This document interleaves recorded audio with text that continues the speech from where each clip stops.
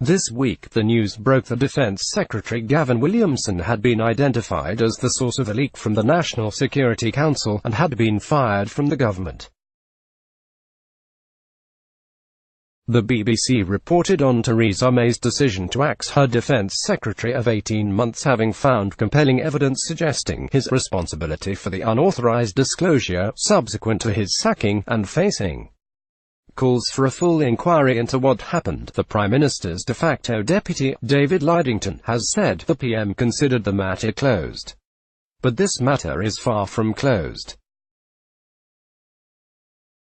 Mr. Williamson denies that he leaked anything, and said in his response letter to the PM, "I strenuously deny that I was in any way involved in this leak, and I am confident that a thorough and formal inquiry would have vindicated my position." He continued, "I have always trusted my civil servants, military advisors and staff. I believe the assurances they have given me. This is a situation that needs some close examination."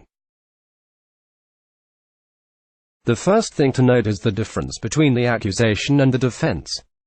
May says there is compelling evidence suggesting Williamson did it. Williamson says he's confident neither he nor his staff did it. Why is Williamson mentioning his staff when May does not? Then there's also May's use of the word, suggesting Williamson was responsible. She was not so bold as to say she had definitive proof, and so this is not a move based on facts beyond reasonable doubt. Now, it would be incorrect to say that removing someone from government should require the same standard of proof that a court would need, but it's interesting nonetheless. But this situation is far bigger than a single leaked sentence from a National Security Council (NSC) meeting. This situation is part of an extraordinary series of events that show a deeply concerning pattern of behavior from the British government, as they seek to court favour from the totalitarian and authoritarian Chinese regime. Gavin Williamson. Mr. Williamson has been an MP since 2010 and served as Secretary of State for Defence since November 2017. His voting record is largely in line with the Tory party as a whole. Here's an outline of his voting record to give you a sense of who Gavin Williamson is. He has almost always voted against equality, human rights, and particularly gay rights. He's against the Right to Die movement. He voted against investigations into the Iraq War. He voted against a right to remain for EU nationals already in the UK. He voted consistently for more bombing of ISIS. He's voted for the bedroom tax, for reduced welfare and disability benefits. He's voted for increasing taxes on alcohol, not taxing bankers' bonuses, restricting trade union activity and increasing university tuition fees. This piece is not really about Williamson or an attempt to exonerate him. I have no idea whether or not Williamson was the source of the leak. This is about the UK government cozying up to a despotic regime, ignoring security services across the Western world and prioritising its relationship with China above national security. It's a grim irony that it's a leak from the NSC that confirms all this. Alarm bells ring, and what should tell you that something fishy has happened is the fact that Williamson was just dismissed. If he shared information from the NSC, he has breached the Official Secrets Act, which is a criminal offence. If he didn't do it, he should keep his job. Put another way, either he's committed a very serious crime and losing his job isn't enough, or he's innocent and should have the chance to clear his name. Firing him and saying that's the end of it isn't enough in either case. What seems instead to be the case is that the Prime Minister doesn't like Gavin Williamson. In her letter she states that the other NSC attendees have all answered questions, engaged properly, provided as much information as possible to assist with the investigation, and encouraged the staff to do the same. Your conduct has not been of the same standard as others, emphasis my own. If this sounds vaguely sinister, it's because it is. I'm reminded of the enforced clapping culture of North Korea, and the news that shortly after ascending to power, Kim Jong-un had his uncle assassinated in order to shore up his own position. Strong and stable, May has certainly looked in recent months like she's in need of some shoring up, and a move to rid herself of a half-hearted cheerleader may well simply be theatrics to show she's a tough leader. We had a defense secretary who had never really broken ranks, who was well liked by the armed forces, who vehemently denied being the source of the leak and backed his whole team unprompted, but didn't throw his heart into the investigation with the fervor required, and so has gotten the chop. The leaked information and why it matters. The thing is, this whole Williamson sham is distracting the country from the much more important point. Let's remember what was actually leaked. The leak all but confirmed that Huawei will play an integral role in providing telecommunications infrastructure for the UK, most notably in delivering new 5G networks. According to the BBC, a decision on this matter was due at the end of spring.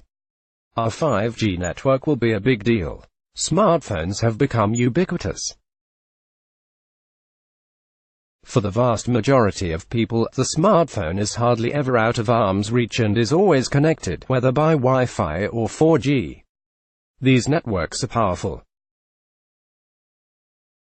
Your 4G connection sends and receives data at incredible speed. Every call, text, web visit, app download, everything is handled by encoded data being sent back and forth between your phone and your network provider. But more than that, using methods like triangulation from phone masts, your wireless carrier can track your location even when your GPS is turned off. 5G will be even more capable than current 4G infrastructure, and is therefore an even greater risk. This leak and the confirmation of Huawei's involvement in the UK's 5G infrastructure are therefore big news, and for two main reasons. First, the decision flies in the face of advice from allied governments across the Western world, including the US, which is lobbying the world to ditch the Chinese phone maker from any upcoming infrastructure projects. Given President Trump's current schlong-off with China and the trade war vanity project he's implemented, you may take that with a grain of salt. But it's not just the US that is against Huawei's involvement. Canada, Australia, New Zealand, Australia and more. The list of countries banning the company's involvement in projects is ever growing. But secondly, and more importantly, it's the latest confirmatory piece of evidence that shows just how far the UK is willing to go to cozy up to China. China has been a major investor in the UK for the last decade. Did you know, for instance, that Heathrow, Thames Water, Harvey Nichols, Pizza Express, Hamleys, House of Fraser and even the National Grid, all ostensibly British operations, are owned or part-owned by Chinese investors? China between 2005 and 2015 invested £30 billion into the UK. In 2017 it invested another £30 billion in a single year. Former Tory Chancellor of the Exchequer George Osborne famously sought Chinese investment for just about everything going, and that trend has only continued under the present Conservative government. Enough context. What's the problem? This all matters because the issue at hand is an actual issue of national security. Many of Britain's allies have raised concerns that Huawei is behind the scenes, putting countries at risk of spying and sabotage. The allegation is that Huawei is controlled by the Chinese government. Huawei denies this, but realistically in China everything is controlled by the government. Let's not lose focus on what China is. China is the nation of the ill-fated Tiananmen Square protests. It has strict censorship on information with the Great Firewall of China. It has the largest network of facial recognition technology on the planet, and is using it to implement a social scoring system to automatically punish citizens for non-criminal offenses. Most egregiously, China currently has tens of thousands of Uyghur Muslims held in re-education camps. People in China can't go missing through referring to President Xi Jinping as Winnie the Pooh. This is not normal.